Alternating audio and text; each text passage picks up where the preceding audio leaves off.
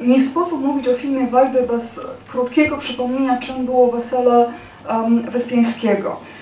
To jest jeden z najważniejszych, jeśli w ogóle nie najważniejszy, polski dramat dwudziestowieczny, inspirowany autentycznymi wydarzeniami. Państwo zapewne uczyliście się w szkole o tym, że w listopadzie 1900 roku niejaki Lucjan Rydel pojął za żonę chłopską dziewczynę, Jadwigę Mikołajczykównę, i huczne weselisko tej pary, niedobranej pod względem klasowym, pod względem intelektualnym chyba również, ale podobno głęboko się kochającej, odbyło się we wsi Bronowice Małe pod Krakowem w domu siostry, rodzonej siostry panny młodej, Anny Mikołajczykówny, która 10 lat wcześniej również poślubiła pana z miasta, również poetę Włodzimierza Tetmajera. I to weselisko trwało 3 dni. Było podobno niezwykle udaną, niezwykle gośną imprezą, na której obok siebie siedzieli panowie w frakach, między chłopami w sukmanach, obok pani w sukniach wizytowych siedziały chłopki w zapaskach i w kaftanach haftowanych cekinami. Towarzystwo się podobno bawiło świetnie i było bardzo swobodne. Na całą tę imprezę rozwietrzonym wzrokiem, gdzieś oparty o framugę drzwi, patrzył Stanisław Wyspiański. I w ciągu kilku tygodni po tym weselu powstał dramat inspirowany tymi wydarzeniami, który został wystawiony 16 marca 1901 roku w Teatrze Słowackiego w Krakowie. No i został wystawiony skandal.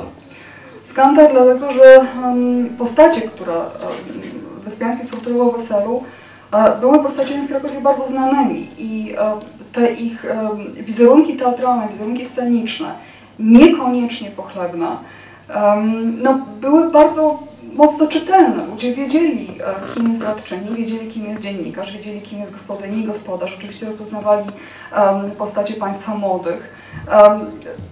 To wszystko, co się działo na scenie, to w jakim kierunku rozwijała się akcja dramatu, nie było również taką opowieścią pozytywną. Nie było opowieścią, która stawiała bohaterów w dobrym, w jasnym świetle. Niektórzy pokazani na scenie bardzo mocno obrazili się na autora dramatu i dochodziło wręcz do zrywania stosunków. Nie zmienia to jednak faktu, że to, co jest najistotniejsze w tym dramacie, to, co faktycznie przetrwało, bo oczywiście te środowiskowe plotki, te środowiskowe niesnaski szybko się skończyły i dla dalszego odbioru dramatu nie miało żadnego znaczenia. To, co pozostało, to dramatyczny, niezwykle głęboki i niezwykle przenikliwy portret 2 warstw polskiego społeczeństwa. Inteligencji, która nie jest taką siłą, która potrafi przewodzić masą, która potrafi pokazać jakiś właściwy kierunek działania, która nie ma w sobie jakiegoś przekonania o pewnych wartościach, zasadach, których warto bronić się do wszystkiego. I chłopstwa, które no, niby mądre, niby rozsądne, tak naprawdę jest głęboko emocjonalne i głęboko niedojrzałe do tego, żeby podjąć samodzielną decyzję.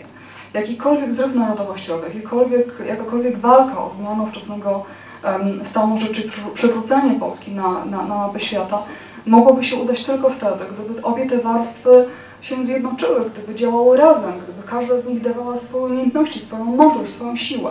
Dramat pokazuje, że to nie jest możliwe, że to porozumienie, mimo tej zabawy wspólnej w chacie i mimo tego udawania, uśmiechania się do siebie, jest tak naprawdę głęboko pozorne. Właściwie wystarczy byle drobiazg, byle impuls, żeby to porozumienie zniszczyć. To jest bardziej pozór porozumienia niż porozumienie faktyczne. Ta końcowa scena chocholego tańca, bardzo często przywoływana później przez polską literaturę, przez film, przez teatr, bardzo symboliczna scena kręcenia się w kółko w zamkniętej chacie. A przecież to jest scena dramatyczna, scena o takiej wymowie no, głęboko wstrząsającej. Jesteśmy w miejscu, kręcimy się w kółko.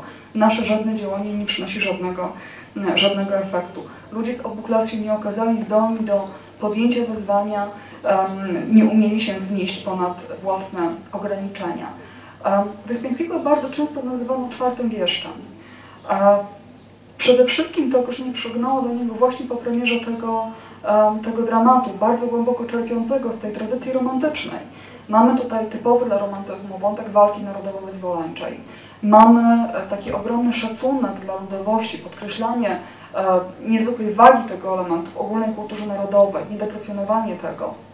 Mamy tutaj pomieszanie scen realistycznych ze scenami wizyjnymi, takie przekonanie bardzo głębokie o tym, że istnieje jakiś drugi świat, jakaś druga warstwa, która wpływa na ten świat rzeczywisty, że tak naprawdę współistniejemy równolegle do czegoś, co jest gdzieś poza nami, co się wymyka takiemu rozumowemu poznaniu. Przeplatanie tych scen realistycznych scenami wizyjnymi, zwracanie uwagi na to, że te postacie fantastyczne, duchy, zjawy, widma mają tak samo wielki status i tak samo wielkie znaczenie, jak rzeczywiście osoby z krwi i kości, które są osobami dramatu. I ten niezwykły dramat, ten niezwykły tekst bierze na swój warsztat Wieś Narodowe, jeśli chodzi o kino, Andrzej Wajda. On o tym projekcie myślał od początku lat 60. Stanisław Janicki wydał wówczas taką książkę z rozmowami z wielkimi twórcami polskimi, uznanymi twórcami polskimi.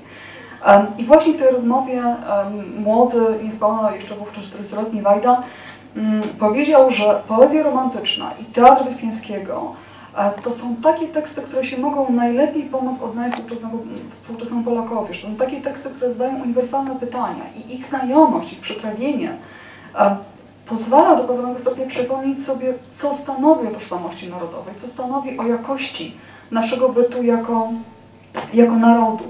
I teraz co zrobić, żeby te teksty, no stare teksty ponad stuletnie, w przypadku poezji romantycznej, czy tekst ponad 60-letni wówczas w przypadku Wesela Wyspiańskiego, co zrobić, żeby te teksty nieco archaiczne, pisane innym językiem, przygotowywane jednak dla zupełnie innej publiczności, żeby te teksty kupiła publiczność współczesna, żeby zrozumieli je współcześni widzowie, którzy żyją jednak w zupełnie innym rytmie i zupełnie innymi problemami, no może nie tak zupełnie, niż ci widzowie, którzy chodzili do teatru słowackiego na początku XX wieku.